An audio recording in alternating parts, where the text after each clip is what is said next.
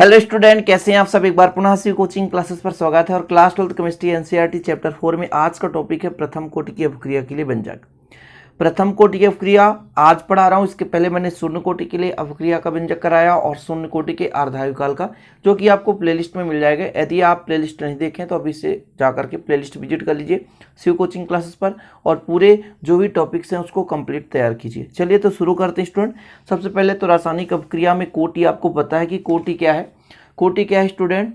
जिसकी सहायता से किसी भी रासायनिक अपक्रिया दर का निर्धारण करते हैं। मतलब अणुओं परमाणुओं की वह संख्या या आयनों की वह संख्या, जैसे रासायनिक अपक्रिया हो रही है उसमें अणु परमाणु या आयन्स होते हैं जो रासायनिक अपक्रिया कराते हैं। ओके, तो अणुओं की वह संख्या जो रासायनिक अपक्रिया के दर को निर्धारण करती है उसे हम रासायनिक अपक्रिया की कोटि कहते हैं। ओके, अब स्टूडेंट प्रथम कोटि क्या होता है? जैसे स्टूडेंट सांद्रण का घात 1 हो, सांद्रण का घात 1 हो तो प्रथम कोटि की अपक्रिया कहलाती है। हम यहाँ पर एग्जाम्पल के तौर पर आपको बता देते हैं कि जैसे स्टूडेंट ए है प्लस बी है, ठीक है, ये स्टूडेंट बना रहा है सी और डी, ठीक, क्या सी और डी। तब यदि हम रासायनिक अपक्रिया में परिवर्तन की दर कहें, ठीक है, यानी D R upon D T, तो ये प्रोपोर्शनल होता है प्यारे भाइयों अभिकारक के सांद्रण। जैसे अभिकारक ए है और बी है, इसके सांद्रण के प्रोपोर्शनल इन समानुपाती होता है। इसकी मात्रा 1 है स्टूडेंट तो घात में 1 लिखेंगे, इसकी भी मात्रा 1 तो 1, और इन घातों का योग ही क्या कहलाता है? अपक्रिया की कोटि। जैसे 1 और 1 तो ऑर्डर कितना हो गया स्टूडेंट? 2 हो गया। तो जो अपक्रिया की कोटि है उस सांद्रताओं का जो है जो घातांक के रूप में लिखा होता है उनका योग कहलाता है। चीजें क्लियर है? तो जब रासायनिक अपक्रिया का वेग केवल एक अणु के सांद्रण पर निर्भर करता है, जैसे सिंपल तरीके से रिएक्टेंट किसमें बदल रहा? प्रोडक्ट में, तो रिएक्टेंट का पावर कितना होगा? 1 होगा, घात कितना होगा? 1 होगा, तब वह प्रथम कोटि की अपक्रिया कहलाती है। ओके, तो वह अपक्रियाएं जिनमें अभिक्रिया का वेग केवल एक अणु के सांद्रण पर निर्भर करता है उसे हम प्रथम कोटि की अपक्रिया कहते हैं। ठीक है, माना हम मान के चलते हैं एक आपके लिए अपक्रिया है जो रिएक्टेंट से प्रोडक्ट बना रहा है, अभिकारक से उत्पाद बना रहा है। ठीक है स्टूडेंट, क्लियर है इतना? फर्स्ट ऑर्डर रिएक्शन के बारे में हम बात कर रहे हैं, फर्स्ट ऑर्डर यानी प्रथम कोटि। तो यहाँ पर आर क्या है? रिएक्टेंट है, अभिकारक है। पी क्या है? प्रोडक्ट है जो कि बन रहा है। तो प्रथम कोटि समझ गए स्टूडेंट कि अपक्रिया का दर का घात मतलब सांद्रण के घात के 1 के समानुपाती हो, यानी प्रथम घात के सांद्रण पर निर्भर करता है। यानी जो भी अभिकारक है उस सांद्रण का घात 1 होना चाहिए। क्या होना चाहिए? 1 होना चाहिए, तभी वो प्रथम कोटि की अपक्रिया कहलाएगी। तो ऐसी रासायनिक अपक्रिया जिसमें अपक्रिया का वेग केवल एक अणु के सांद्रण पर निर्भर करती है उसे हम प्रथम कोटि की अपक्रिया कहते हैं। इसको हम दर समीकरण के रूप में या प्रथम कोटि की अपक्रिया की तात्कालिक दर को हम कैसे व्यक्त कर सकते हैं थोड़ा सा यहाँ पर समझेंगे। तो इसको अपन कैसे लिखना है स्टूडेंट?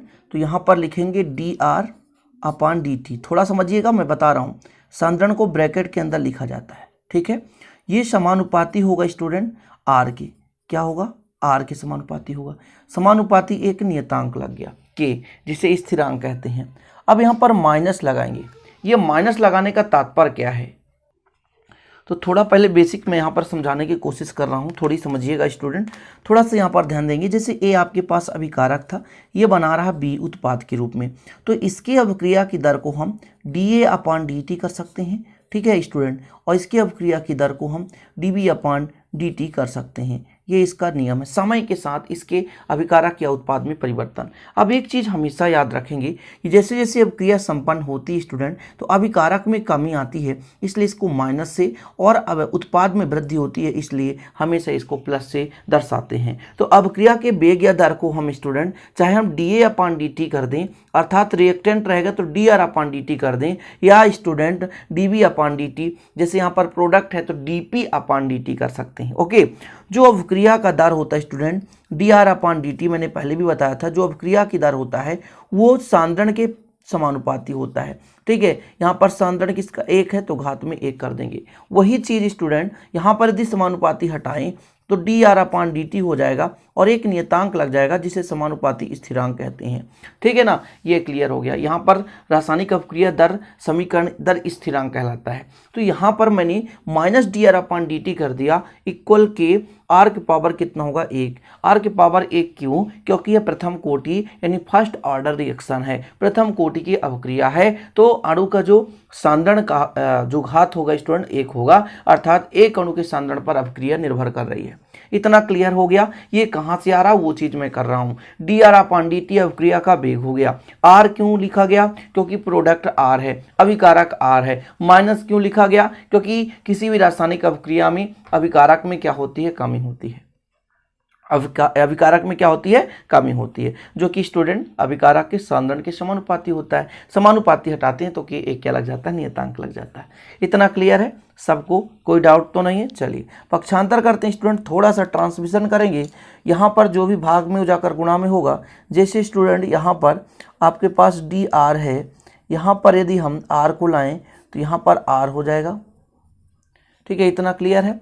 और स्टूडेंट यहाँ पर के है तो के रहने दें, ये डी टी नीचे भाग में है, इधर जाएगा तो गुणा में हो जाएगा।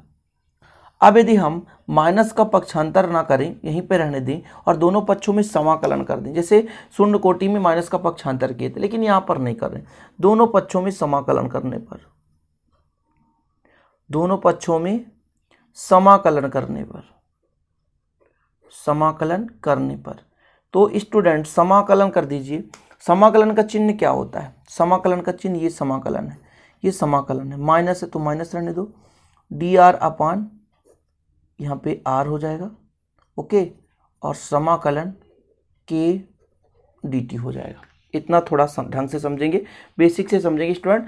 अच्छा, मैं आपसे यदि कह दूं कि 1/x का समाकलन log x होता है, 1/x का समाकलन log x होता है, तो 1/r का समाकलन log r होगा। सिंपल है। तो माइनस का तो माइनस रहने दो, और यहाँ पर इन का मतलब है लॉग, यहाँ पर इन का मतलब है लॉग, और ब्रैकेट में आर हो गया, तो लॉग आर हो गया। ठीक है ना? ठीक है स्टूडेंट, इतना क्लियर हो गया। चलिए के कांस्टेंट है, बाहर ले लेते हैं। एक का टी के सापेक्ष में जो समाकलन होगा टी, यदि स्टूडेंट एक होता और एक्स के सापेक्ष होता तो एक्स हो जाता, वाई के सापेक्ष होता तो वाई हो जाता। और स्टूडेंट यहाँ पर मैं एक आई लिख देता हूँ। इस आई का मतलब ये होता है जहाँ आई समाकलन स्थिरांक है, जहाँ आई समाकलन स्थिरांक है, जहाँ आई क्या है? एक समाकलन स्थिरांक है। इतना क्लियर हो गया, यहाँ तक कंप्लीट है स्टूडेंट। इसको हम समीकरण 1 दे सकते हैं।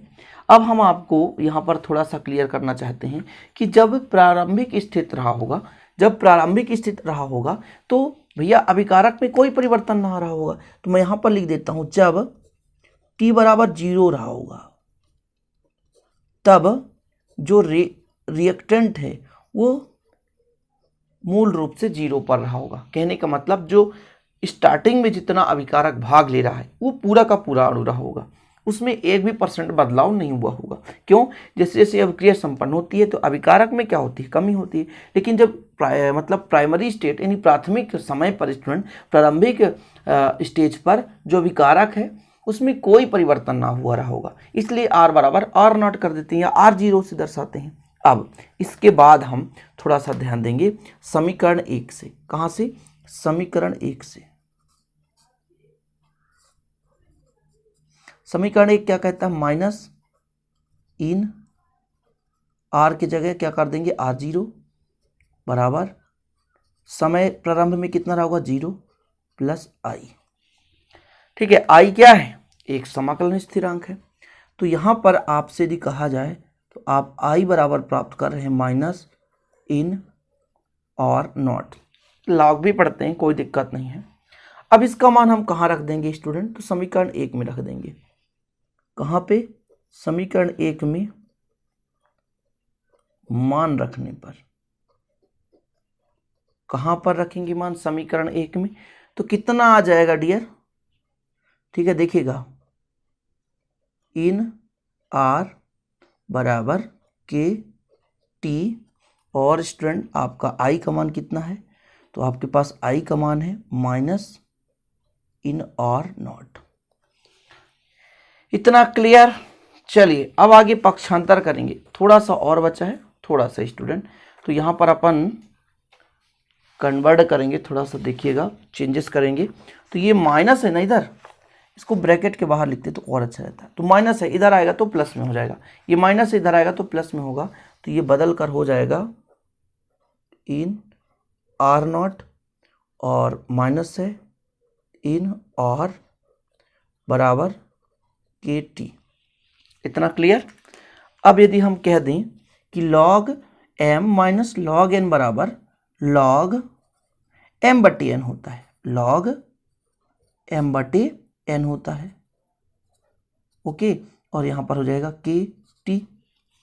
अब यदि हम यहाँ से k का मान निकालना चाहें तो t इधर आकर क्या हो जाएगा, बटे में हो जाएगा, इन और नॉट अपॉन r हो गया। ये हो गया स्टूडेंट आपका फार्मूला। इसे हम log 10 के फॉर्म में बदल दें आधार log 10 लेने पर, तो इसको हम ऐसा भी लिख सकते हैं, जैसे हमारे पास ये क्या है तो 1/t। जब स्टूडेंट log 10 में बदलते हैं तो इनका मान हो जाता है 2.303, ठीक है, और ये हो जाएगा log 10 बेस में, और आपका हो जाएगा r यहाँ पर, और फिर r हो जाएगा, ये हो जाएगा, ठीक है। यहाँ पर इसको बाहर लिख देते हैं, ये आपका कंप्लीट हो गया। थोड़ा सा इसको और अच्छे से लिख देते हैं, मॉडिफाई कर देते हैं, ये थोड़ा सा सही नहीं दिख रहा है। ओके, तो यहाँ पर स्टूडेंट आपका k इक्वल राइट कितना हो जाएगा, 2.303 अपॉन t और log 10 हो जाएगा और नॉट अपॉन r, ये राइट हो गया। और यही स्टूडेंट आपका आ चुका है प्रथम कोटि के लिए अभिक्रिया दर स्थिरांक या प्यारे भाइयों k का मान अभिक्रिया दर के लिए व्यंजक। यहाँ तक कंप्लीट हो गया। तो देख सकते हैं, स्क्रीनशॉट भी ले सकते हैं, थोड़ा सा टाइम तो लगता है कि प्रथम कोटि की अभिक्रिया के लिए। इसके आगे चाहें तो आप 1 से 2 लाइन कर सकते हैं। कैसे, थोड़ा समझेंगे, थोड़ा बेसिक और समझेंगे। मैं आपको यहाँ पर और कंप्लीट करा देता हूँ। प्लस पॉइंट है, यदि आपसे बन रहा है तो, और नहीं बन रहा है तो कोई दिक्कत नहीं, बहुत परेशान नहीं होना। इसको हम स्टूडेंट यहाँ पर इसको समीकरण 2 दे सकते हैं और समीकरण 3 दे सकते हैं। थोड़ा समझिएगा आगे मैं क्या करना चाहता हूँ। जैसे मैंने यहाँ पर देखा कि इन और नॉट अपॉन r, यहाँ पर देखिए समीकरण 2 से कितना है, इन यानी log और नॉट अपॉन r बराबर kt है, बराबर kt है। इसको हम चेंज करना चाहते हैं, इसको चेंज करेंगे log के फॉर्म में, तो ये ऐसा चेंज हो जाएगा। यहाँ पर थोड़ा सा बदलाव कर दें, तो यदि इसको बदलाव करेंगे तो ये था अपना किस में, थोड़ा ध्यान दीजिएगा, यहाँ पे माइनस में तो नहीं है, नहीं है। इसको जब बदलाव करेंगे तो चेंज होगा। कैसे चेंज होगा, माइनस लगा दें तो ये चेंज हो जाएगा, r ऊपर हो जाएगा और r नॉट नीचे हो जाएगा, बराबर kt हो जाएगा। ये माइनस को बदल दें तो कितना हो जाएगा, log, माइनस को उधर ले जाते हैं तो r upon r not minus kt। अब प्यारे भाइयों, ये इन का मतलब लाग ही होता है। इसको यदि कन्वर्ट करें लॉग के फॉर्मेट में तो ये जो वैल्यू है r अपॉन r नॉट, वो एक e के पावर में kt हो जाएगा। ठीक, यहाँ तक भी आप कर सकते हो, यहाँ तक भी आप कर सकते हो कि इतना हो गया। लेकिन यदि आपसे है ना यहाँ नहीं आ रहा है, यहाँ तक ही आपका पेपर में आ रहा, तो आप यहाँ तक भी कर दें। रासायनिक अपक्रिया के प्रथम कोटि के लिए दर स्थिरांक का आपका व्यंजक कंप्लीट हो चुका है। शून्य कोटि के लिए ऑलरेडी मैंने करा दिया था, ये प्रथम कोटि का भी कंप्लीट हो चुका। यदि वीडियो पसंद आए तो प्लीज़ लाइक कर देना, और इसी प्रकार की वीडियो को पाने के लिए चैनल को सब्सक्राइब कर लेना, साथ ही बेल आइकन प्रेस कर लेना। मिलते हैं अगली वीडियो के साथ, तब तक के लिए जय हिंद, वंदे मातरम।